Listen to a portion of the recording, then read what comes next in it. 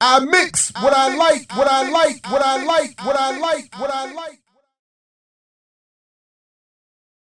What's up, world? Welcome to another edition of I Mix What I Like right here in Black Power Media. Again, I'm Jared Ball, very happy to be your host. Please, of course, like, share, subscribe, support our Patreon, become a member of the channel, whatever it is you can do to support and help us continue to grow.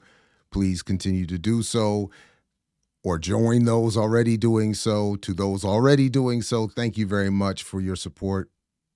Please keep it going.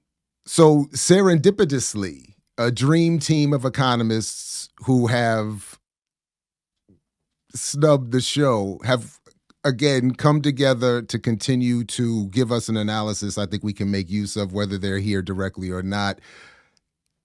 All jokes aside, it's all good. I really appreciate the work of these two economists. And when I see them talking to one another, especially in this way, I thought, wow, we should take a clip of it, take a look at it, and be reminded that while so many are promoting to us a Black capitalist mythology, a Black business and dollar circulating mythology, there are more honest discussions of what's happening in this country and around the world economically that we should and can be benefiting from. So let's check this out. So, of course, over here, Professor Richard Wolff interviewing over here, Professor Michael Hudson.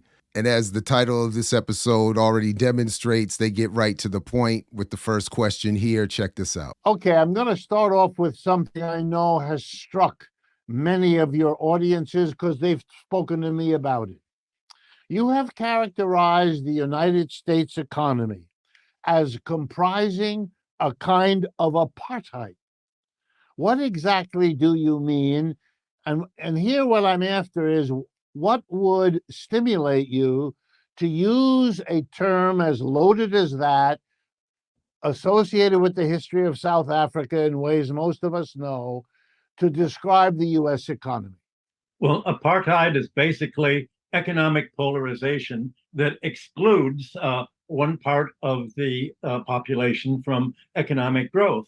And economically, today's economy is polarizing between the 1% and the 99%, as a lot of people are saying. But more precisely, this polarization is between creditors and debtors. The 99% of the population are the debtors, and the debt is growing, and paying this debt sucks up their income to the very top of the economic pyramid. What makes it? So that's one interesting new approach. We'll see in a minute. He does adjust back to what we're more conventionally aware of when we think of apartheid, but on some level, I get this approach, the distinction between the 1% and the 99, who are the 1% that is living off of, as he'll get into, the rest of our labor. But I just wanted to interrupt very quickly because the idea that the economy in the United States, or the reality, has hit a level of apartheid has been discussed for a number of years now. Back in 2005, United for a Fair Economy had published a book, Economic Apartheid, talking about racially how Black people are isolated and excluded from the economy. We've talked about it in terms of media apartheid with Gonzalez and Torres's work, for sure, a little bit of my own. So this analogy, and then as we've also talked about, that a true apartheid is likely to occur when, in fact, the white population becomes numerically a minority, but while still maintaining an overwhelming control over the economy and the military and the political apparatus. But okay, sorry, let's just keep going. Apartheid is that it's hereditary. And it's become so really in the decades after the return to peace in 1945. This financial polarization is largely concerns about real estate. And that's why I focus on 1945. Back then, everybody was able to return to peace and get a home. And all they had to do was pay 25% of their income. They would get a mortgage and they would end a home. And the homes that the population got in 1945 have all been bequeathed to their sons, their grandchildren. And this home ownership has been hereditary, but only for white people. not really for Black people. And that's where the apartheid was. From 1945 until almost 1990, almost 2000, the Black population could not get mortgages. There was redlining. So the result is that the white population was able to buy affordable housing when you only pay 25% of your income on housing, on mortgage payments, or on rent. You can afford to buy goods and services. And that low price of housing was really what spurred the economic takeoff until the 1980s when things were changed. But the Black population was left out of it. Finally, they began to be accepted back into it around 2000, 2008. And by 2008, you had a rise finally in Black and Hispanic homeownership, but there was one problem. They had to pay much higher interest rates than white people, and the banks charged them much more of their income than 25%. Even today, long after 2008, people have to pay up to 43% of their income for rent. Wow. That's the level at which the government guarantees the banks that there's going to be a repayment. So people who now are beginning to buy homes for the first time have their budget squeezed. It's very hard to pay the 43% of your income, especially when you're also having to pay student debt and bank credit card credit and automobile loans. So the result is that when families who do, white families as well now, even if they are able to get access to a bank loan to buy homes of their own, they have to pay so much student debt as a result of getting an education to get a job to earn the income to pay the loan, that the banks say, I'm sorry, you don't have enough money left after the student loans to qualify for a bank loan. And so the result is that home ownership rates in America are dropping.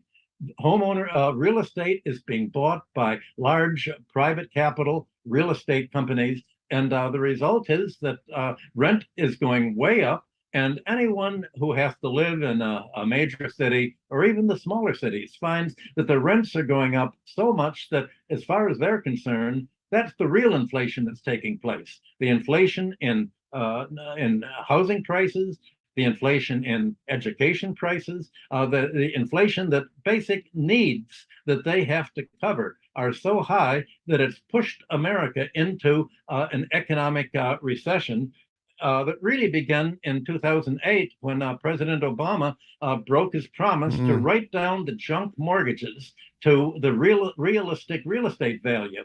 The banks had been very predatory towards low-income borrowers, especially Black and Hispanic borrowers. For the first time, they were willing to pay much higher portions of their income for mortgages, but it turned out not only did they have higher rates, but the banks falsified the prices of the property being sold.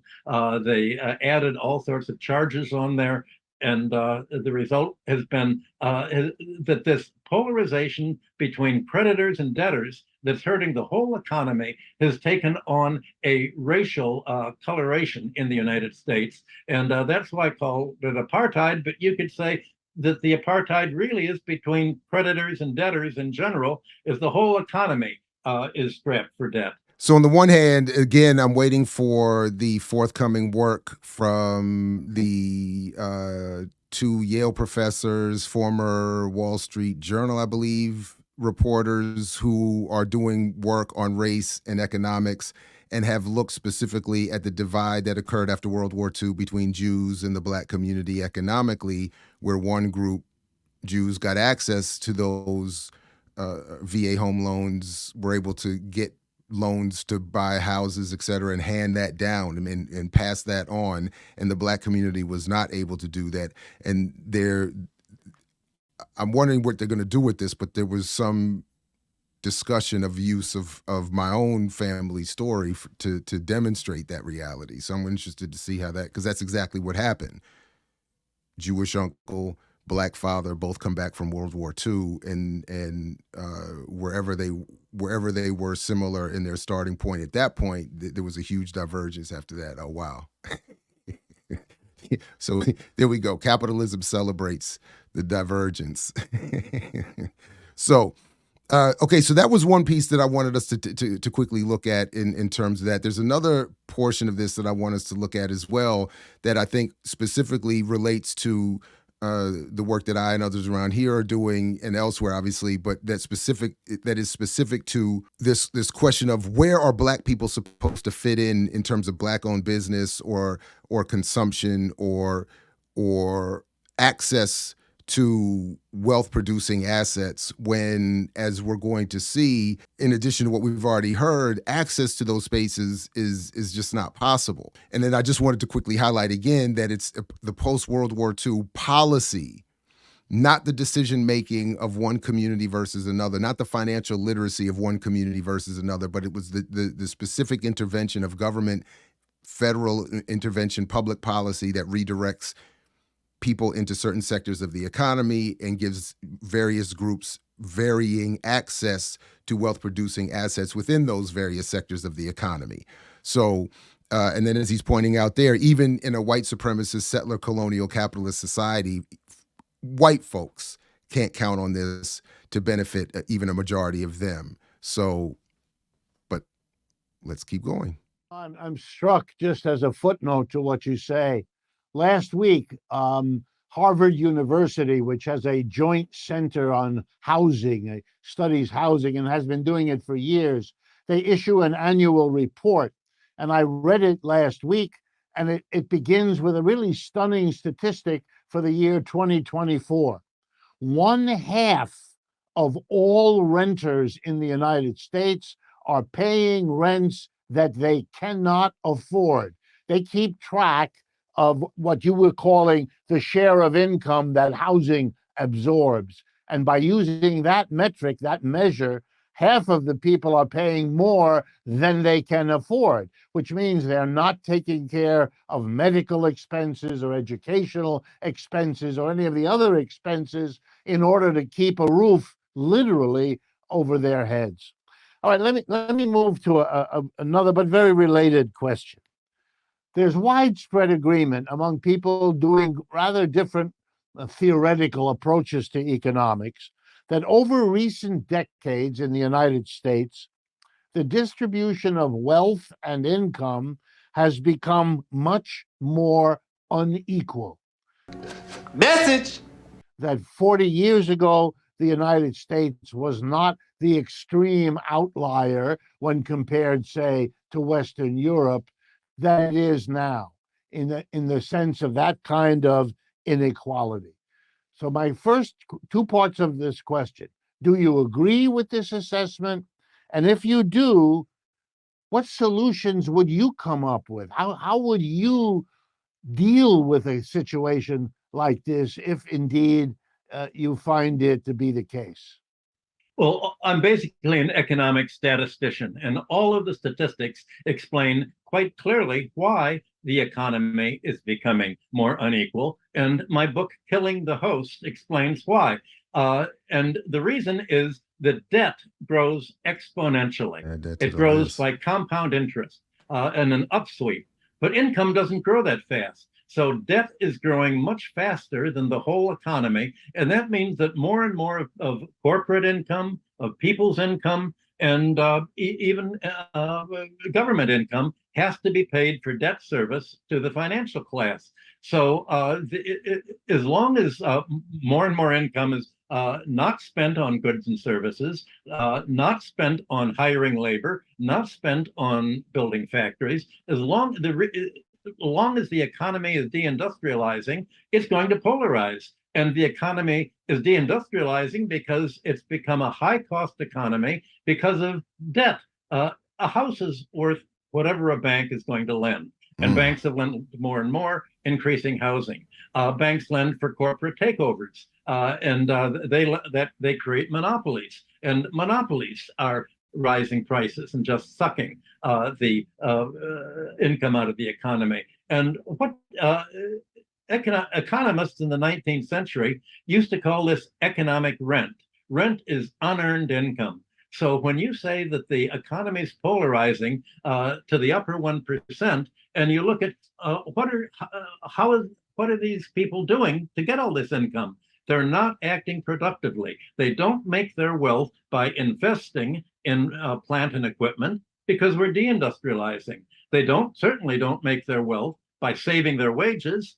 They make it by capital gains. In other words, by economic bubble, by banks creating a financial bubble, pushing up stock market prices, pushing up bond prices with the Federal Reserve's quantitative easing. So the 10% of the population owes almost 80% of all of the stocks and bonds. So this 10% is getting very wealthy, and they say, we're doing fine, the economy's us, the economy's doing fine. But people who don't have stocks and bonds and have to depend on what they earn are left behind. Well, so again, just quickly, because so much of the advice that keeps being given to Black targeted audiences or Black audiences via Black targeting media is buy land, invest in real estate, invest in stock. As he just explained, I covered a little bit in my work, just finding the literature that mirrors this here, that most of the stock is already bought up. Most of the real estate and land is owned and is being quickly bought up by venture capital and the finance community. They're already doing that because, in part, we've already talked about before, because they don't have access to the commercial real estate anymore because everybody's staying home or meeting online. So again, this idea that we can capitalism our way into parity with white folks is a mythology, as he's explaining here. White folks are further excluding themselves from each other. Our only hope is to capture political power, public policy apparatus, and determine that it doesn't matter where we are in the economy because all that is produced gets redistributed properly. A little bit more here. If debt is causing the problem, what's the solution? There really is no way of reversing this economic polarization and making the economy more equal without wiping out a lot of the debt. Message! Wiping out the student debt, wiping out the bad real estate debt that individuals have, not business debts, but wiping out personal debt. And the good thing about wiping out the personal debt is this wipes out the savings of the 1%. The savings of the 1% are lent out to the 99%. And if you're going to save the 99% for debt, that means writing down all of this sucking up of economic rent, of capital gains, of financialization that have accrued only to the 1% or top percent of the population. Now listen, that's called my boy. You know nothing about that. It just sounds so much better. What are we arguing over crumbs for? Wipe out the debt, which wipes out the elite's savings, and we can keep it moving. It's shameful that media targeting Black communities is often devoid of this level of analysis and honesty about the economy and accuracy about the economy. Instead of pushing fantasies on poor people about catching up, and we're not even discussing before people start intellectually or verbally attacking me over solutions. We're not even identifying the problem properly. And correct me if I'm wrong. If any of this analysis is peeping up in media that you consume, please put it in the comments. Well, another solution is to realize that housing should be a human right. There has to be a lot of housing, and housing should be made available today for everyone. White, Black, everyone basically should be able to have housing for 25% of their income. Those are the two major solutions to the problem. So that was it. I put the link to the full discussion and the full episode of Wolf's show in the show description, and you all can check it out and see if I've somehow misinterpreted or misrepresented anything, or you can just get more of the discussion that they had. I just wanted to pull those two pieces together very quickly as a reminder that Black capitalism cannot work when Black people are excluded from both the manufacturing that is being moved overseas, as he mentions, and when Black people are excluded from the financial sector where profit is derived from rents or unearned income or capital gains, and in a country and in an economy that, as he said, as Hudson said, is deindustrializing. They're not making anything. They're moving all of that production overseas and paying the labor less because, as I keep borrowing from this other economist that I just met, not other economists, this economist I just met, labor is being cheapened all over the world. It's not cheap labor, it's labor that's being cheapened. So let's start at, instead of this 1 point whatever mythical trillion dollar buying power, let's start talking about erasing personal debt, which is the savings of the 1%. That they live off of us. They live off of our debt. So let's erase the debt, erase their savings, and let's get everybody back to both producing and benefiting equally in the economy. And I don't mean back as if it's ever existed, but let's get that on the table as a bright line agenda and a focus point. Shout out to the at least two parts of the economic dream team, Wolf and Hudson and Wolf. It sounds like should be a TV show or something. All right, everybody. Like Fred Hampton used to say, peace only if you're willing to fight for it. Thank you very much for checking this out. Please do continue to like, share, subscribe, support all of the programs on the platform itself, of course. Catch you next time right here. Mixed with our light. Peace. And what do you sacrifice? Calm, kindness, kinship, love. I've given up all chance at inner peace. I made my mind a sunless space. I share my dreams with ghosts. I wake up every day to an equation I wrote 15 years ago for which there's only one conclusion. I'm damned for what I do. My anger, my ego, my unwillingness to yield, my eagerness to fight, that set me on a path from which there's no escape. I yearn to be a savior against injustice without contemplating the cost, and by the time I look down, there's no longer any ground beneath my feet. What is my sacrifice? I'm condemned to use the tools of my enemy to defeat them. I burn my decency for someone else's future. I burn my life to make a sunrise that I know I'll never see. Now, the ego that started this fight will never have a mirror or an audience or the light of gratitude. So what do I sacrifice? Everything.